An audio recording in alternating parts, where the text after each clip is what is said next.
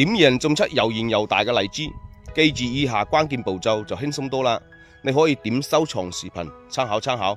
紅橙哥每做一步工作，都會毫無保留咁提前同大家分享。大家要記住，品質先係你收益嘅基礎。我哋想種出高品質嘅荔枝，咁就要用啱方法，用啱配方，先會種出又圓又大又靚嘅荔枝，先會有更好嘅收益。以下同大家分享一個實用嘅配方，就係用小某標壯果囊。我哋嘅荔枝喺個黃豆咁大呢，我哋每次防蟲就加上壯果囊去噴。呢啲已經係噴咗5次壯果囊嘅，呢啲係中花果。目前呢未施過肥，呢啲果可以嘛？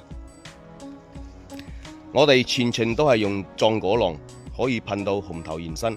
期間你冇需要加任何嘅葉面肥。到荔枝紅頭現身啦，再噴2次萬菁紅去着色，咁就摘果得米喎。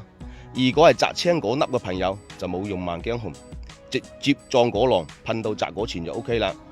好似呢啲咁就可以施肥嘅啦。不過要記得，摘熟果嘅朋友就1包鉀肥配1包尿素，1比1去施肥。摘青果粒嘅朋友就1包鉀肥配2包尿素。掛100斤果嘅量呢，就可以施3斤左右。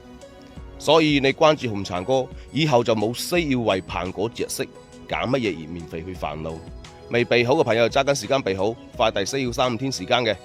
壯果囊1包係兌水1000斤嘅，而30斤水係放15克或者17毫升。祝大家身體健康，萬事如意。